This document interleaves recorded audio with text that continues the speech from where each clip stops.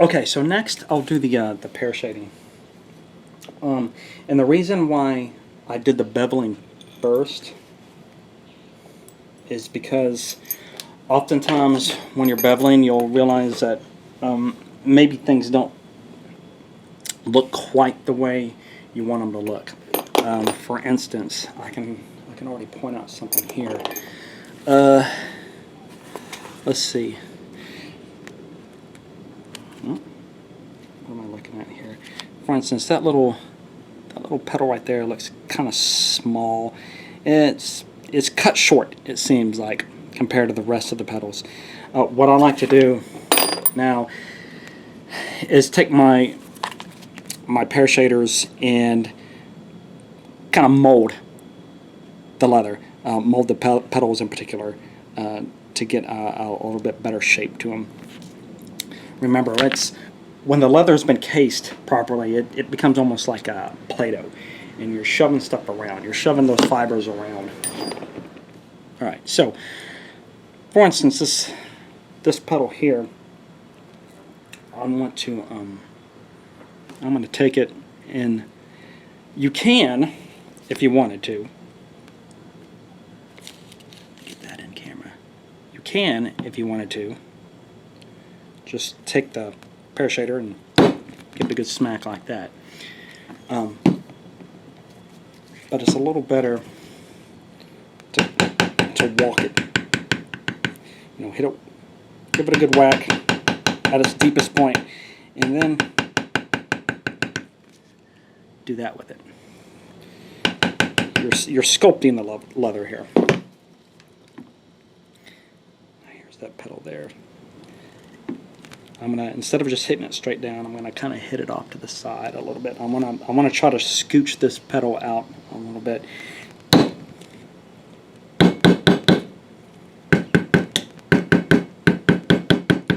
And I usually walk it up a little bit like that. And you can see what I've done there is I've pushed that leather out. Turn it around. Hey now. And it's subtle. Instead of being, it started off about here, and I've shoved it out a little bit farther out here. And that's what you can do with it. You can go around with your pear shader and kind of work and massage those leaves. Work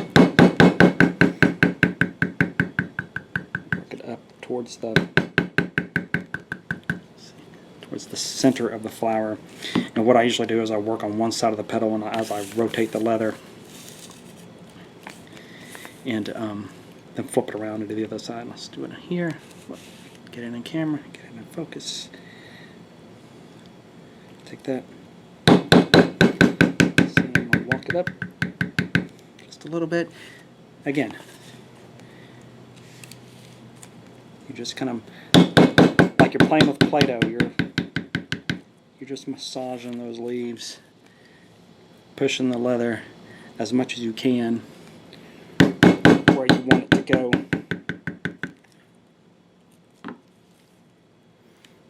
Okay. Do the other side.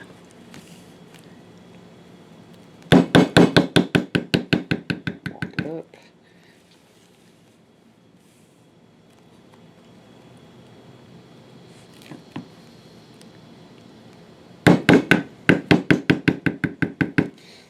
Sometimes I'll take it and kind of walk it a little bit over here,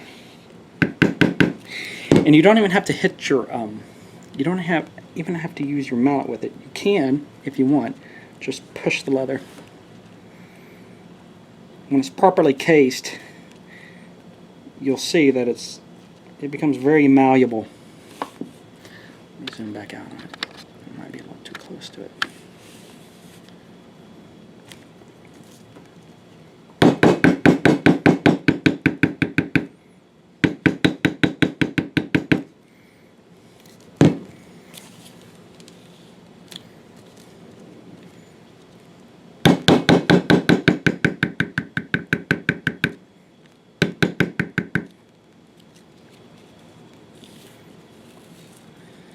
Next one. Anyway, so this is really the time, if the petals aren't exactly shaped the way you want them to be, this is the time to kind of help correct that.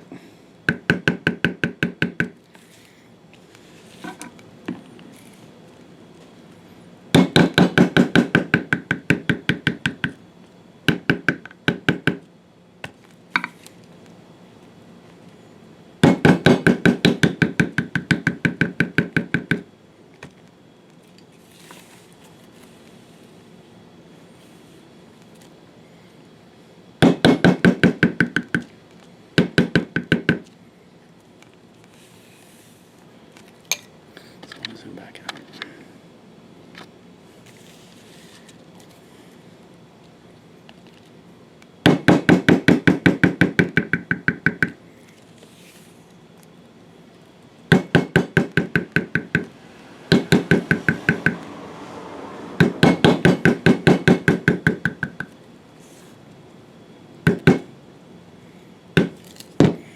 Again, you can always just push it.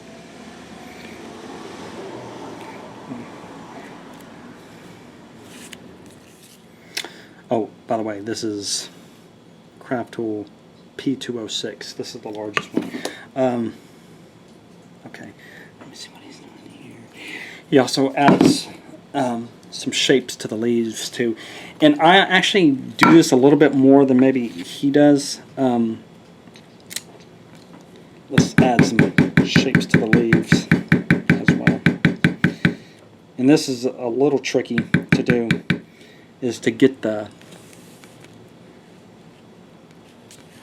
your Pear Shader off to the side and kind of work it that way.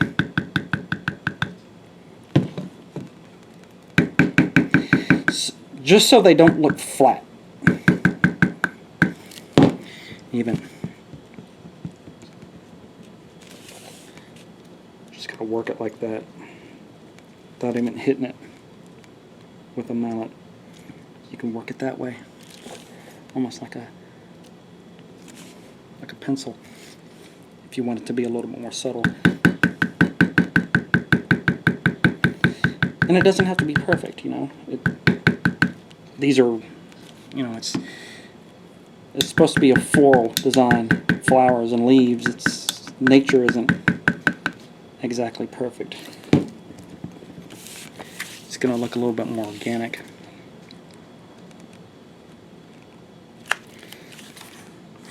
Just say, for instance, here, I'll come up on one side and push the Pear Shader up that way, and then I'll come off on the other side, push it that way, and without even really trying, I've created a little ridge right here in the center. Play around with it, you know. It's switch to my rawhide mallet.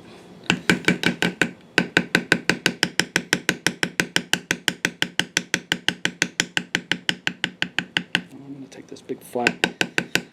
this big flat leaf here.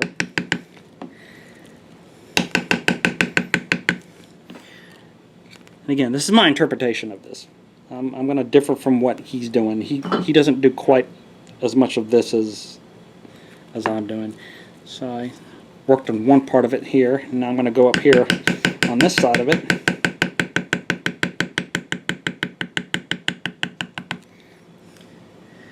And work that way, and you got a nice little, like a little ridge here in the center, just like a leaf would have.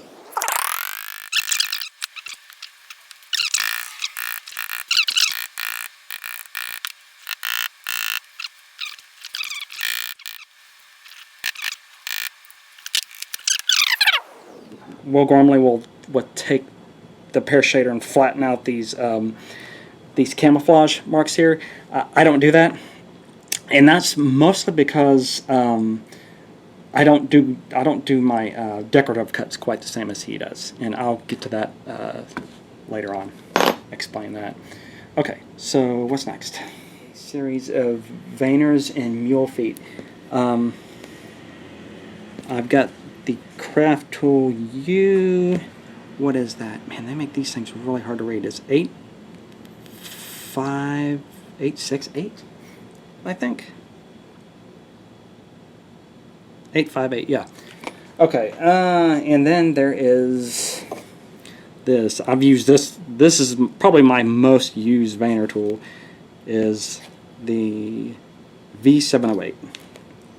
And what we're going to do, I'm going to start this little border pattern here. I usually start up here at this corner. Get that in with the camera. It's really hard working and trying to get stuff in camera at the same time. And I start with a mule foot here.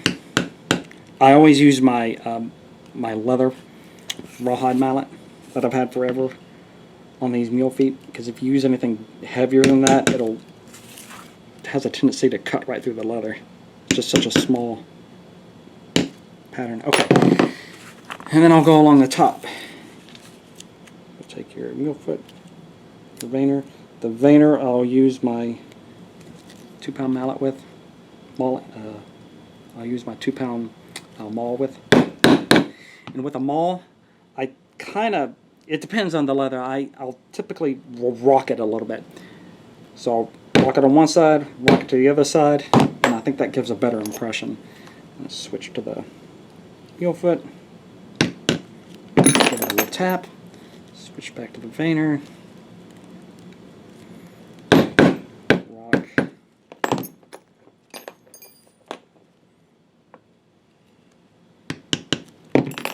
Tap the mule foot. Veiner. Maul. Rock it. Mule foot. Veiner. Maul. Rocket. Oh, that's a Pear Shader. I'm not very organized. Mule foot.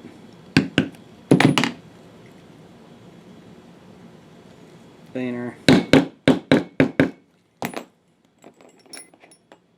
Slowly working my way over there. Let's see.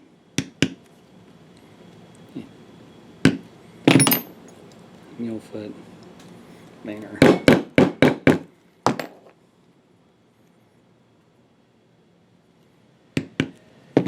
Mule foot.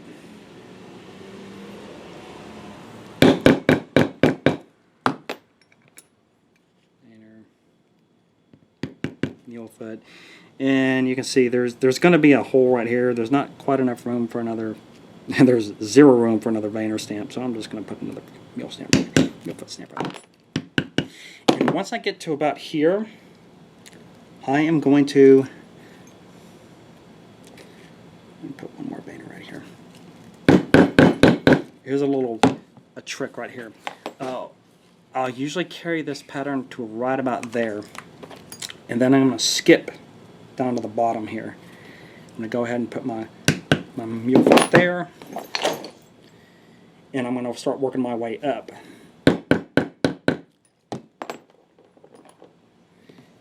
And the reason I do this is because you don't want to be working your way down to the end and find out that you don't have enough room for a veiner down there at the bottom, where it's going to stick out like a sore thumb.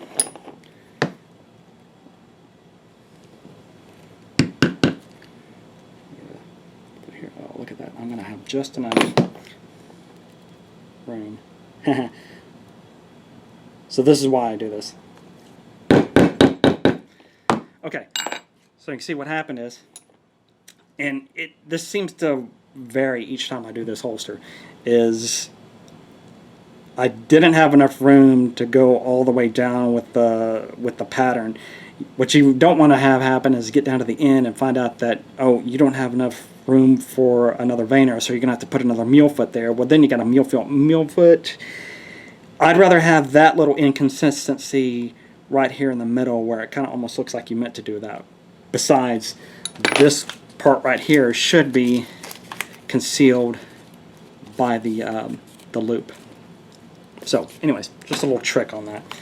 So let me continue on with the pattern. And I'm going to end this off. Look at that. Okay, that's where we're at that. While I'm at it,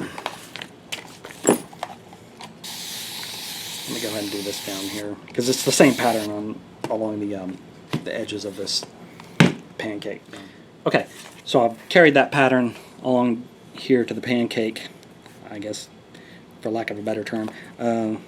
Leather starts getting a little dingy on my workbench. I'm just sloppy that way, but that's no big deal because it's going to be stained anyway. So there's a couple other places that Vayner V708 is being used on here.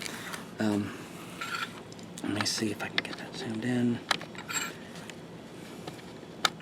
You have a couple places here. Okay, uses it along the kind of the radials of the flowers here. So I always start off with this middle flower again because the middle flower is going to be covered up by the loop. So if you by chance accidentally pick up the wrong tool and start hammering on it and only realize then, it's not a big deal. Which, by the way, I've done. Alright. You're just going to basically follow the contours of the petal next to it. This is a cool little effect he's got going here. I really like it.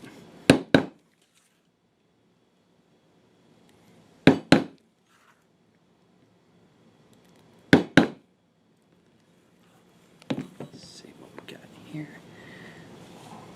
In camera. So you're going to look like that. You're just going to follow along with that same pattern. The camera. Okay, so let's see. Where else is he using it? He's using it at a couple of other places. He uses it kind of at the terminus of these leaves here as well. I'm trying to at least make it look a little more like the way he does it.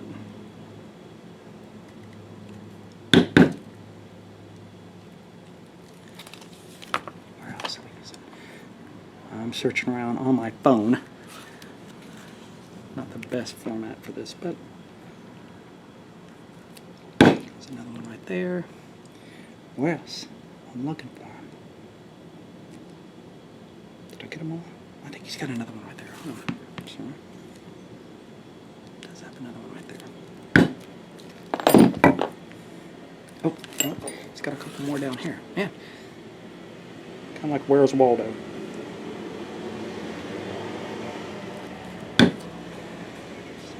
These are going off of my thing. Okay, so let's see if we can get that. And that's what we're looking at so far. And again, doesn't have to be perfect. I mean, you make it yours. This is a craft tool H908. It's just like a little terminus there, like a little at the end. So back in. At the end of these guys here, he has a little. Let's see, so does 3 of those. Okay,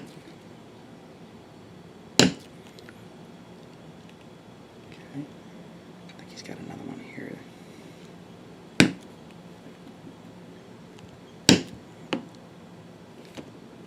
Where else? I think he's got another one here.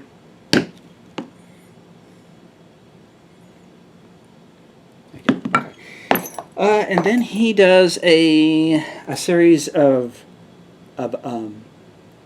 Mule Foots here. I'm not sure exactly. This is a style of thing I see more in Sheridan style carving, and I actually bought a special stamp for this. But you can use just Mule Foots for it. And I'm not sure exactly what this is called. It's almost like a walking Mule Foot fading type thing. Let me show you my attempt over here. Take a stamp, standard Mule Foot, and you're going to walk it like this. You're going to go like that, move it up a little bit, maybe not hit it quite as hard, up a little bit more. You're going to do something like that.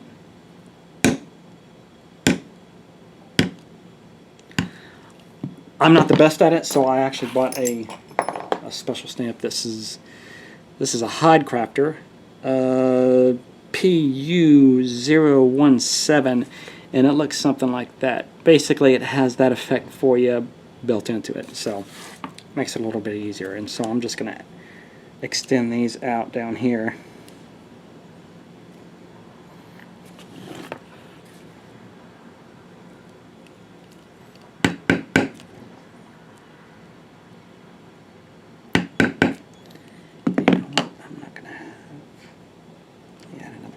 Doesn't have to be exactly the same, guys.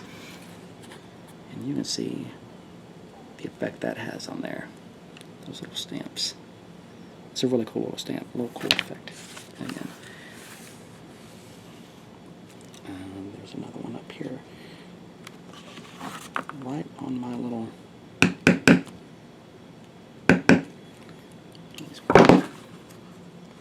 So you see that? Just like that. Okay. Am I missing any more? No. Okay. Alright. Then we'll get to backgrounding. And you know what? I am going to... Hold on. Backgrounder. Okay. Backgrounding. I'm going to hold off on backgrounding at the moment. I like to do my backgrounding when it's pretty dry. Because the backgrounder tools, they're almost like little needles. I mean, they sink into the leather, and if you do it while it's too wet, you run the risk of mangling up the leather. So I'm going to wait for this leather to dry a little bit more before I do that. Anyways, but you can see what it's looking like so far.